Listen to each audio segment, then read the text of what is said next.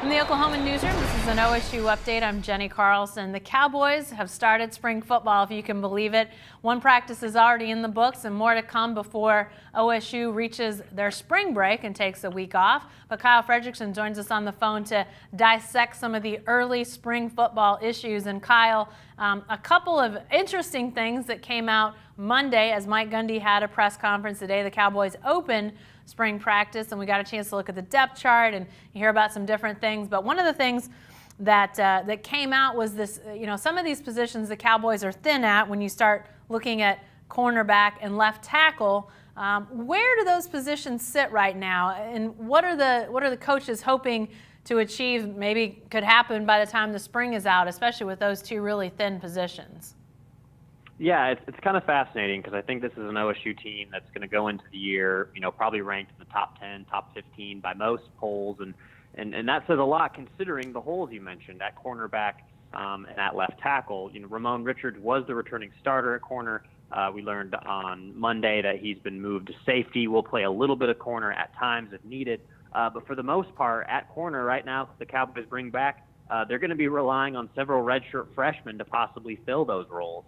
Rodarius Williams, Madre Harper, A.J. Green, three guys that they really like who played, pretty well in fall camp last year, but really weren't able to crack that rotation, are going to come back and are going to be immediately competing for some pretty critical roles, in positions the Cowboys were burned for deep balls quite a few times last season. So you look at that, and it's really the same situation at left tackle with Victor Saleko fulfilling his eligibility. He's the one returning starter who's not back this year.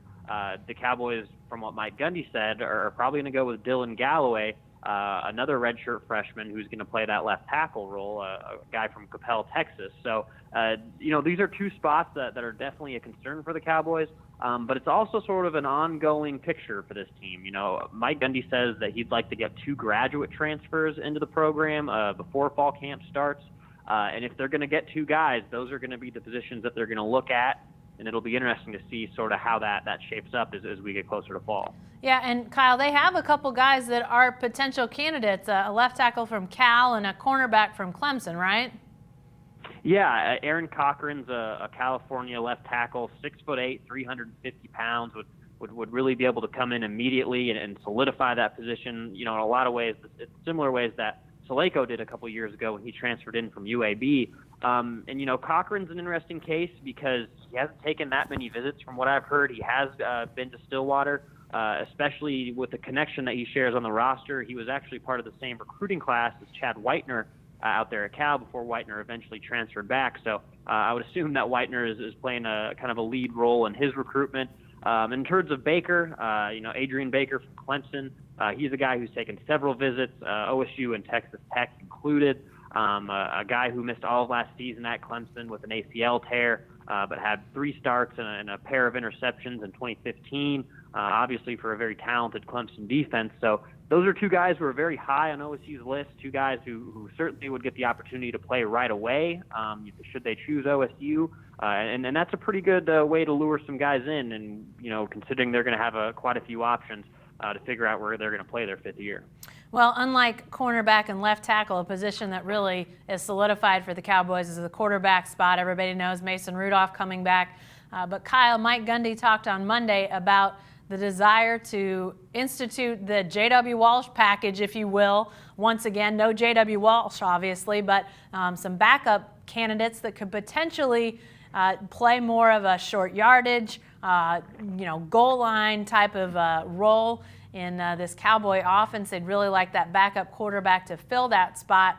Kyle, a lot of layers to this when you start talking about, how does this impact Mason Rudolph for better or worse? Why do this? How do you do this? I mean, what are all the issues in your mind sort of out there when it comes to having another four-wheeler or whatever? We'll have to come up with a new name probably, but another Walsh-type package.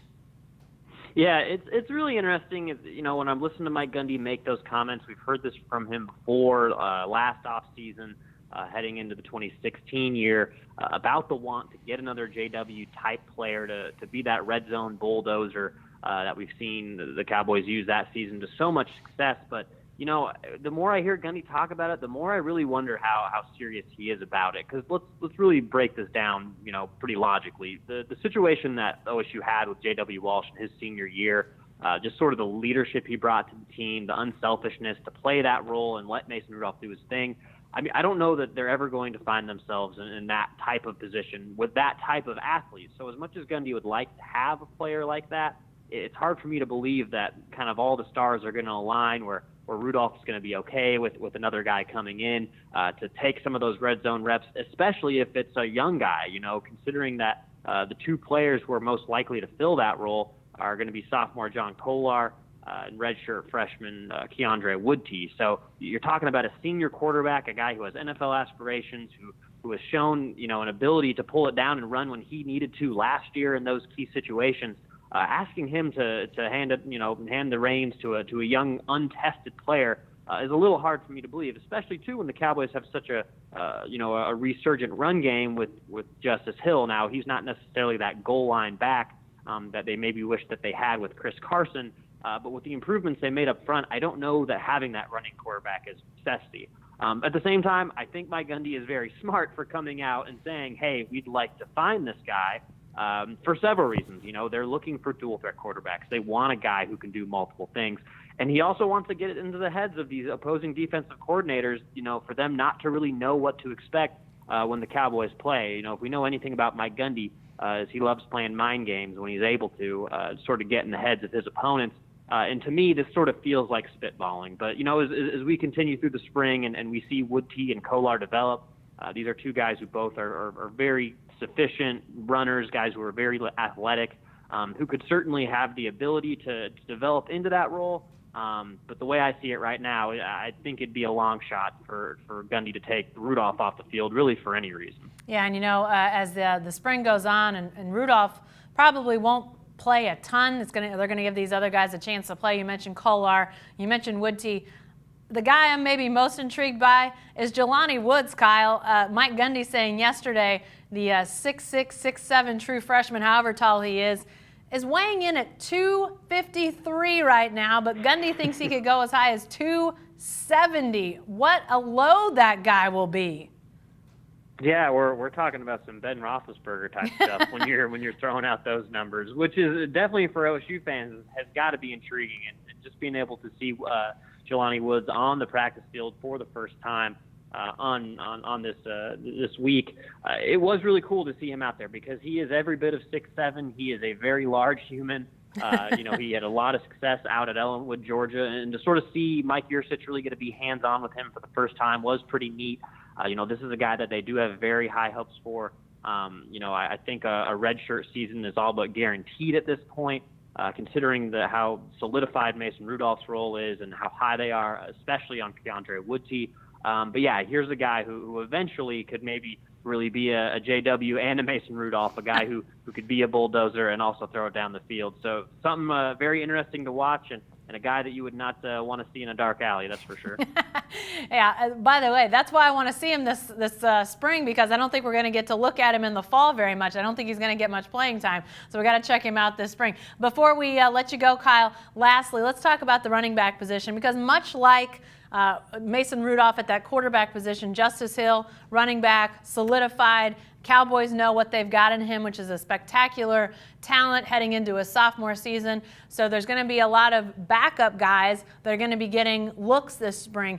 Who's most likely to emerge? They obviously needed and really benefited by Chris Carson and his emergence late last year. Is there another guy that could be what Carson was for that running back position heading into this next fall? Yeah, it's going to be kind of fascinating to see what happens, because in the spring, the depth chart for the remaining running backs behind Justice Hill, it's pretty thin. Just a couple scholarship guys and Jeff Carr, who's going to be a junior, and Darren Brown, a redshirt freshman out of DeSoto. But both of those guys are really speed backs. We've seen what Carr can do with the ball in his hands. Maybe hasn't reached the level of expectations maybe that we had for him, coming into his freshman year with how high Mike Gundy was on him. Being a late steal at Temple, Texas in that recruiting class. So those two guys are going to get plenty of reps. They're going to have their chance to show that they can kind of be that number two back with Hill. But I think the best chance that we might see as a backup is our two players who aren't even on campus yet, two of the really star members of this 2017 recruiting class, Chuba Hubbard from Canada and Alberta, and J.D. King from Fitzgerald, Georgia. Hubbard's a guy with world-class speed, was placed very high in the World Youth Championships in the 100-meter dash 2 years ago. And King is a very strong physical specimen, already over 200 pounds. There was a video of him on Twitter power cleaning more than 350 pounds as a high school senior. Really kind of brings that strength. So you wonder if he might be able to play more of a power back role. The good news for these guys is they're going to have their opportunity to compete right away just because of how thin they are behind Justice Hill. So they're going to want to keep Hill healthy. That's part of the reason they'll keep him out of spring is he rehabs a shoulder surgery that he endured this offseason. So they like where they are at the top, but behind them, Jeff Carr, I think, has a good chance to become more of a breakout player with a little bit less competition. But keep an eye on these freshmen. I think both of these guys could be pretty special. All right, lots of spring football storylines yet to be dissected. We'll continue to cover those in the days and weeks to come. Be sure to stay with the best coverage team anywhere at newsok.com and every day in the Oklahoman.